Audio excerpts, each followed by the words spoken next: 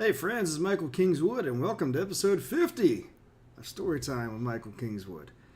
Holy smokes, been doing this almost for a year now, without fail every week, and the big 5-0.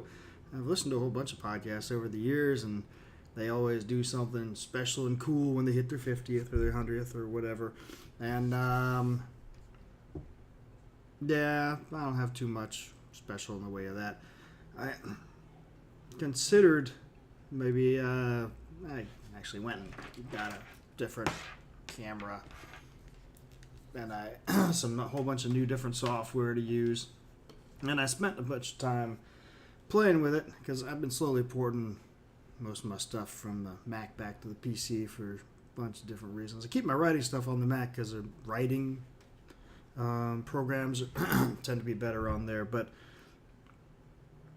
a lot of the other stuff I've re-PCSized myself, and I was like, maybe I'll do video and audio recording on there, but playing around with it for a little bit today, I was like, yeah, you know what, this iMovie thing works pretty well, and I'll just stick with that. So that was going to be my special thing, the whole new camera and the whole new software to do stuff with, and I was like, yeah, you know what, never mind, special will just be that, hey, it's number 50. And we get to continue with Glimmer Vale. Glimmer Vale being, of course, the book you've been listening to. Read by the awesome Nathan Dabney. It's interesting, somebody left a comment on BitChute on the last episode saying, hey, great voices, man. You're awesome at doing all these different voices. I'm like, thanks. Wasn't me. It was the guy I hired to do it because that's why he gets paid to do these things and I don't, right? I can write, I can do engineering stuff, I can drive ships, I can do a bunch of things. What I am not super good at is voice acting, which if you go back to the previous episodes that I read myself, you say, yeah, that guy's not very good at voice acting at all. Which is why we hire other pros to do it. Anyway, let's just get back to it, shall we? So when last we left our intrepid heroes, they had determined that there's a spy in the midst somewhere, because how else could the bad guys have known that they were setting up the observation point there? Now, granted, the sheriff, the constable rather, he messed up and didn't follow Melanie's advice on whatever the heck those statue things were, but hey, still, bad guys clearly knew something was going on. Hey, who knew the plan? Only a few people? Well, I guess now it's gotta figure out what's going on. Can't have a mole, right? So that's where we left off. We'll continue from there. Enjoy. See you on the flip side. Chapter 23. To Catch a Rat. Fendig left the constable's office shortly before noon. That was not out of character from what Julian had seen. But instead of turning right toward Main Street and the tavern where he normally took his lunch, he turned left toward the makeshift archery range at the edge of town. He knows there's a fight coming. Maybe he just wants some practice. Julian snorted. Fat chance. He could have joined us there every day for the last week. Raedric chuckled softly. True, but give the man the benefit of the doubt. Benefit of the doubt was one thing, but that was not their purpose this afternoon. They were out to catch a rat. Julian and Raedric were not making use of Melanie's concealing spell this time. Just good old-fashioned cover and concealment. They wanted to be able to confront Fendig if their suspicions proved true, after all. So they crouched behind the door in the back of a shop that stood adjacent to the constable's office. As Fendig walked out of their field of view, they crept out and darted around the next building, then the next to keep him in sight. Sure enough, he did not turn into the archery range. Instead, he continued on into the grasslands east of town. Cover became more difficult as they left town, so Raedric and Julian let Fendig get further ahead of them. Fortunately, there were a few hillocks, bushes, and trees scattered here and there they could use for cover. A good thing, too, since Fendig occasionally looked backwards, clearly checking to see if he was being followed. Being awfully cautious, isn't he? That says it all right there. Not necessarily, Julian replied. He could be meeting his mistress or something. Raedric gave him a look that practically screamed, Are you serious? Julian just shrugged and smirked. Hey, you never know. Fendig continued on for a couple miles until a large copse of trees came into view on a hilltop off to the southeast. He veered to the right, directly toward the copse, and picked up his pace. From time to time, he looked skyward at the position of the sun, but he no longer looked behind. Either he was convinced he was in the clear, or he was pressed for time, or both. After a brief conversation, the two friends decided to risk being seen by closing the distance between themselves and Fendig. They set off at a jog, circling off to the side and following the rise and fall of the terrain toward the hilltop in question, being careful to keep the rise of a hill between Fendig and themselves as long as they could, to avoid being seen. But eventually, they came to a point where there was no more cover between the cops and them, and they were forced to wait until Fendig entered the trees before sprinting to the cops themselves. For a moment, Julian thought he had given them the slip. The copse was larger than it had appeared from the distance. It would not be difficult for him to slip out while they were looking for him within the trees. But then the sound of a branch breaking, followed by a loud thud and a muffled curse, issued from the undergrowth ahead. Julian bit back a chuckle and exchanged a sardonic look with Raedric, who looked just as amused and relieved as Julian felt. Raedric indicated, using hand signals, that they should separate and circle around Fendig. Julian nodded and moved slowly around to the left, being careful to disturb as little of the underbrush as possible. It would not do to give away his presence. In reality, he need not have worried. Fendig shoved his way through the copse without bothering to try to be quiet. Julian shook his head in amusement. Fendig would never make it as a "took you long enough." Julian froze. The speaker's voice was deep and gravelly, and came from the area ahead of him and to the right around where Fendig was.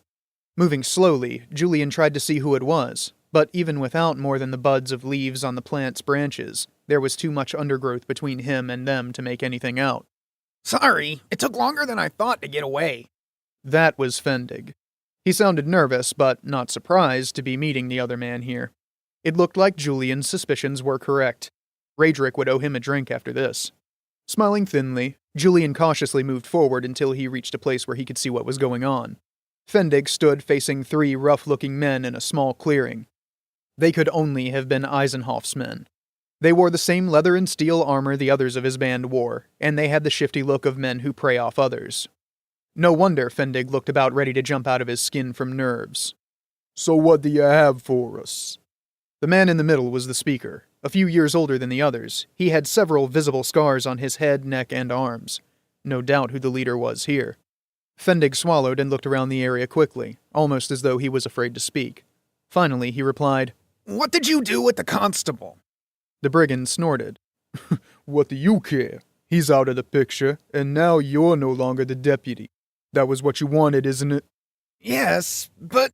Fendig wrung his hands anxiously, then tried again. "I thought maybe you'd scare him off, discredit him, not... you know." All three men burst out in mocking laughter, which lasted for almost a full minute. Wiping his eyes as he got himself under control, the leader shook his head. "Don't worry, little constable, he's not dead." His grin turned positively vicious. "Not yet." Fendig shrank back, his eyes growing wide. The leader rolled his eyes and said, "What did you think was gonna happen? Did you think we were just gonna let them spy on us? Should we have just asked, please, with sugar on top? Stop doing that, and, by the way, send us the constable so our pal Fendig won't have to live with his condescension anymore." Fendig's gaze fell to the ground, and he shook his head. Clearly, he was out of his depth. Scared, ashamed, guilt-ridden. Julian almost felt sorry for him. Almost. Then the brigand leader pulled a small pouch off his belt and shook it. It jingled loudly. From the sound of things, it was full of coins.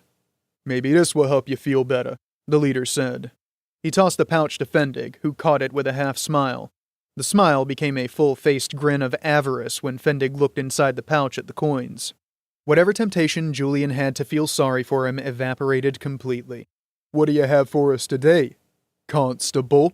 The brigand leader put special emphasis on the title, and Fendig's grin expanded a little bit. "They're focusing on building defenses around the town," Fendig said.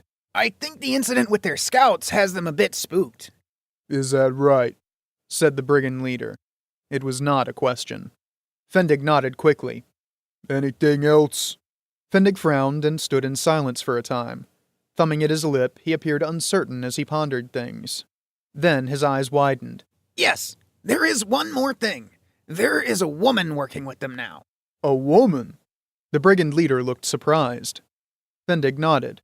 "The lone survivor of your attack on a merchant caravan in the past, 2 weeks ago. For whatever reason, she is involved now. Though what she does, I could not say. The brigand leader frowned, but did not say anything. Fendig apparently took his silence for disapproval and swallowed hard.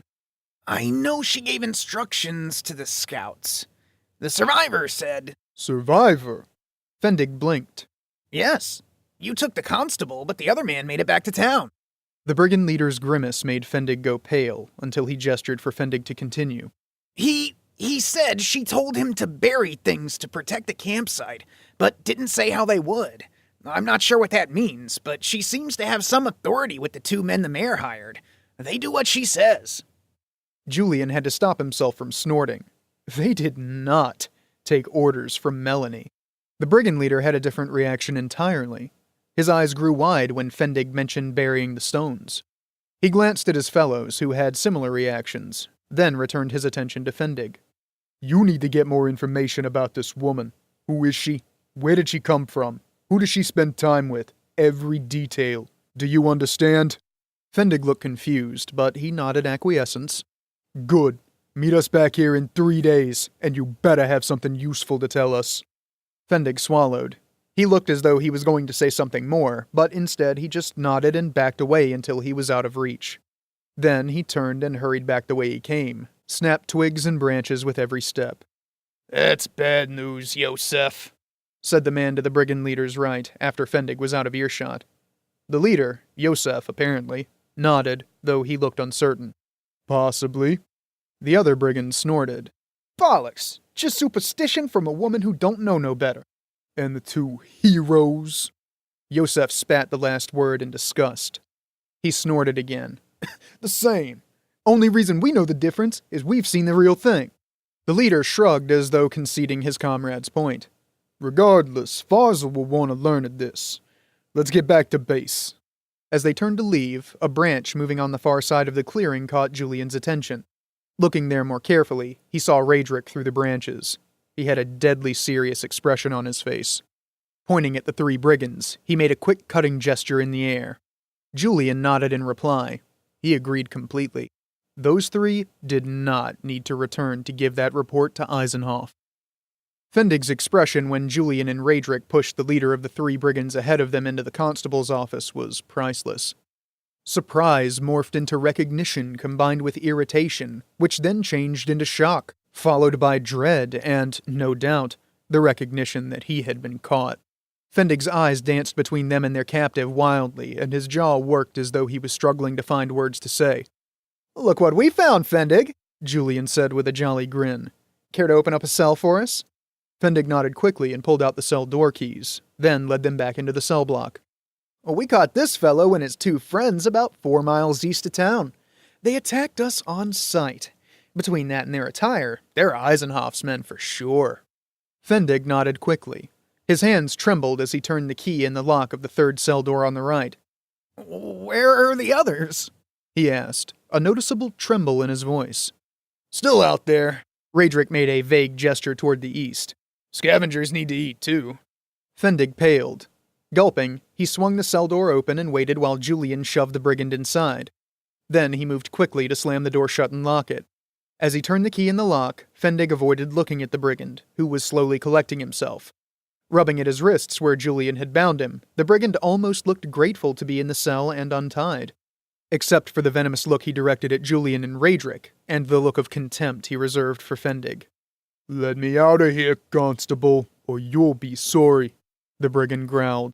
Fendig blanched and turned away.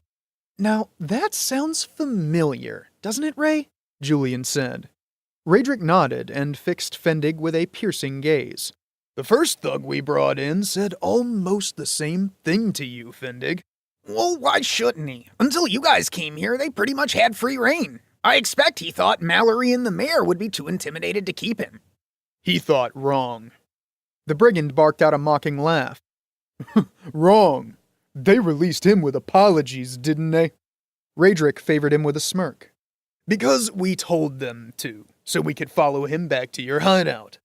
The brigand's eyes widened momentarily, his mocking grin slipping a bit. He glanced from Raedric to Fendig and back and ran his tongue over his lips as though suddenly uncertain of himself. Julian couldn't help but chuckle. Turning back to Fendig, Raedric's smile faded, replaced by a grim expression. Of course, both he jerked his thumb toward the locked-up brigand, and the first guy asked you, not Mallory. Almost seemed like he knew you. Fendig spluttered. Preposterous! I introduced myself when you came in, and this guy knows they have Mallory captive, so he can't be constable anymore. His tone was affronted, but his expression was frightened.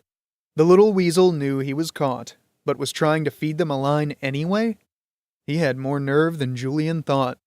Raedric nodded slowly, and pursed his lips in the way he did while considering something carefully. After a moment, he looked at Julian and gave a little shrug.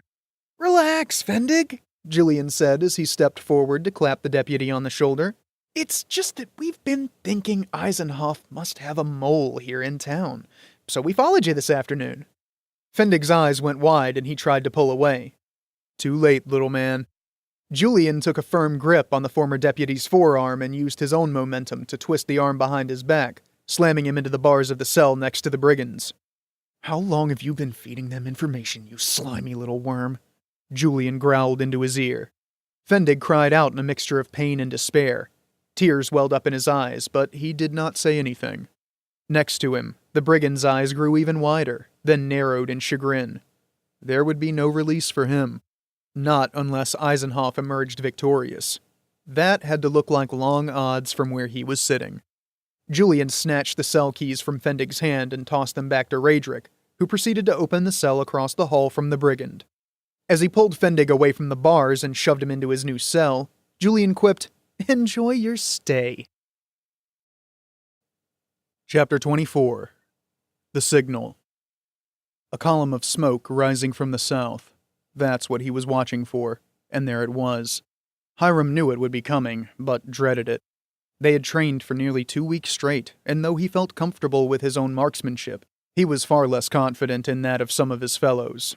As for the sword, he just hoped it wouldn't come down to that. He sat on a rooftop near the edge of town. The mayor, at Raedric and Julian's behest, had convinced the house's owners and the owners of the house across Main Street from his perch to erect a platform up there to facilitate keeping watch, and to aid in the defense of the town if it came to it. Which it looked like it was about to. Fortunately for Hiram, the plan called for as many archers as possible to man the rooftop platforms, then pull up the ladders behind them. He should be relatively safe from having to use his sword up there. Hopefully. Hiram picked up the horn resting on the platform next to his water barrel and lifted it to his lips. Blowing into it, he blanched when all that came out was a little squeak. He hated the damn things. Wetting his lips, he took a deep breath and tried again. The horn's call rang out strong and true. Down on the street below, every eye turned toward his position. The people stood motionless for a long moment. Hiram could practically see the thoughts churning in everyone's head. Is it for real? Is this another drill? Then a second horn sounded, from the platform across the street. The people on the street scattered, running as quickly as they could to the boats or to designated mustering points. It was pandemonium for a few minutes. Then the streets became eerily silent. Empty. That would change. Hiram looked back to the south and his heart sank. The smoke column stopped abruptly. The smoke that was already in the air continued to rise, but no more rose to follow it. It was almost as if someone had taken a blanket and smothered the fire in an instant. He was not sure how that could be done, but he preferred not to think about it. He just hoped the sentries at the east flow had managed to get away after lighting the signal. He was not intimate with the two men on duty this day. They were from different boats than he. But he had gotten to know them a bit over the last couple weeks. They were good men, and it would be a shame to lose them. A group came running from the center of town toward Hiram's position. He recognized Raedric and Julian at the head of the group. Salam was close behind, along with half a dozen of his fellow fishing men, bows in hand. Strangely, that Clemens woman was with the group as well. Now that was a good-looking woman. A bit uppity for Hiram's taste, but good-looking regardless. Why was she there? A fight was no place for a lady like her, whether she was close with Raedric and Julian or not. Hiram was not sure what to make of those two. He and the others who had been with him to confront Farzel in front of the town hall had heard the revelation about their background. They had not discussed it much, but Gilroy and Rolf did not care either way, and Salam... Well, those two seemed to go up in Salam's estimation after that. But then he had always been a strange fellow. But Hiram's father had raised him to value honor and to always do his duty. The thought of a man running out on his oaths by deserting the army revolted him. And yet, Radric and Julian were stand-up guys. They did not have to stay here to help with the town's problems. Yet, here they were, putting their butts on the line. It was hard not to respect that. The group came to a halt on the street below Hiram's post, and Radric shouted up to him. Hiram, what do you see? Smoke from the south, but it stopped all of a sudden. Radric nodded with a frown and turned to the group. Speaking quickly, he issued orders that Hiram could not make out. Not that he needed to, since they all knew the drill. 4 of the bowmen split off from the group. 2 headed to Hiram's platform, and 2 to the one across the street. Meanwhile, Julian, Salam, and the other 2 bowmen jogged to the end of Main Street, where the workers had erected a makeshift barricade. To one side, an empty cart stood ready. The 4 men pushed it into the narrow opening in the barricade, then, working together, tipped the cart up onto its side, effectively blocking the passage. Hiram's 2 additional bowmen reached the top of his platform. Hiram turned to greet them and was surprised to see that Mistress Clemens had climbed up as well. My lady, what are you doing? She finished for him. Nothing you would understand. Get back to keeping lookout and don't worry yourself about things that don't concern you. Well, she did not need to be rude about it. Feeling more than a little affronted, Hiram was tempted to snipe back. Unfortunately, she was right. He had more important things to do than get into an argument with her. Instead, he re-verified the storage bins were full of arrows, and then looked out to the southeast, where Farzal's men would most likely come from. There was not much to see, though, and it was hard to maintain concentration with her chanting behind him. What was she doing? At one point, she even sprinkled him with dust of some sort, him and the other 2 men with him. And then the platform, too. He opened his mouth to protest, but the expression on her face made him bite his tongue. Mistress Clemens finally stopped her chanting and climbed down the ladder. Thank the gods, Hiram breathed. That chanting was driving him crazy. Then he realized there was a bit of commotion in the street and the other platform. Men in both places were talking excitedly to each other, some of them with expressions of shock or fear, and they were pointing at him and his platform. What are they going on about? He asked, receiving shrugs from the 2 men with him. Then Mistress Clemens mounted the other platform and performed her chant there as well, and he got his answer. No sooner did she stop chanting than the platform, and all the men on it, disappeared. His jaw dropped. Impossible. Rubbing his eyes did not help. They were gone. Except he could still hear them. What the... It came to him, and he looked down at Mistress Clemens in amazement. She was a mage. That was the only explanation for it. Nah, women can't be mages, said one of his companions on the platform, as though responding to Hiram's thoughts. Apparently this one can, Hiram replied. He realized he was grinning, and the anxiety he had felt just moments ago was significantly lessened. With a mage on their side, they might just make it through this with their skins intact. Radric nodded approval as the second archery platform vanished from sight, or whatever it was that Melanie's spell did to make it appear to vanish. That trick of hers never gets old, does it? He quipped. Julian grinned in response. Yeah, she's right nice to have around. Radric almost choked at that. Really, Julian must really be smitten. Radric did not think he would ever use the word nice to describe Melanie, however good to look at she might be. Although truth to tell, he preferred Lonnie in that way too. Funny how that worked out. He had not thought about the fact that she would still be here when he decided to take the route through Glimmer Vale. He had only thought to get a good rate on a room for the night from Molly. And now he could not bear the thought of leaving Lonnie when this was all over. But that was a thought for another time. Radric spent the next several minutes looking over the barricade carefully. He was far from satisfied. It was ramshackle, obviously put together in a hurry, but that was to be expected. The best he could hope for was that it would delay Eisenhoff's men long enough for the archers to drive them off. If not... I hope she has something with a little more firepower up her sleeve, he said as he turned back to face Julian. And found himself facing Melanie as well. That was fast. I have a few other tricks, Radric, fear not. He nodded. Fair enough. Hold off until I give the word, if you can. I'd like to keep you as a surprise for as long as possible. She frowned but nodded. It will likely not be long. Once the archers begin to fire, their mage will put 2 and 2 together and take steps to find and counter them. Radric did not want to think about what would happen when that started. Can you handle him? Melanie looked at him like he was daft. Do you have some information that I do not, Radric? No. What? Then you have just as much an idea how to answer that question as I do. Ah. He had no idea, and apparently she did not either. Wonderful. Riders approaching! The shout came from above. It sounded like Hiram. Radric looked up and nodded, then did a double take as he was able to see Hiram's platform clearly. For a moment, anxiety welled up, far more than the normal pre-battle jitters Radric always felt. But then he moved his eyes slightly, and Hiram's platform faded from view again. It must be what Melanie said the first time. He knew it was there, so he could see it, if he worked at it or surprised himself. Time to roll the dice. Radric looked over his shoulder at Salam and nodded. The swarthy swordsman had a way with words sometimes. Then he stepped up onto the small walkway that was constructed on the back of the barricade and looked out at the oncoming riders. It was time to roll the dice indeed. Well, I guess they were kind of right. Keep on whittling down the bad guys' numbers and get them to rethink their strategy a bit. Not sure if Radric and Julian really meant for them to provoke them into a full-on frontal assault, but hey, there we are. Good thing we set up those barricades. Well, okay. Seems like things are coming to a head. The boys' preparations are going to be tested, and we'll see how resolved the brigands are. But yeah, it seems like the good guys have a couple tricks up their sleeve. Bad guys probably will too. And we'll see how this little encounter proceeds next week. Or you can see how it proceeds right now if you go by the book. Right? That's entirely up to you. I prefer you did because money.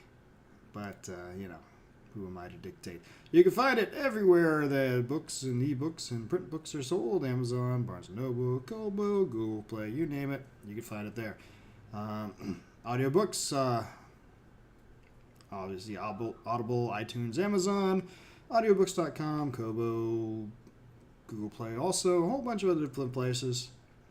Of course, it all can be got for even better deal for me from my website at ssnstorytelling.com. You can pay with PayPal, Stripe, or with cryptocurrency, and I get more of a profit margin. So hey, life is good that way. Regardless, even if you don't want to do that, swing by, say hi. Drop me an email at mikekingswood.com.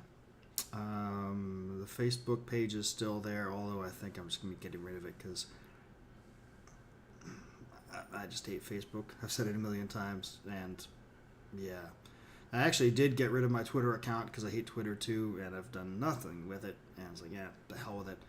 I think I still have a Google Play account, but more and more I'm just leery and done with the whole social media thing in general. It's dehumanizing, and also flat out,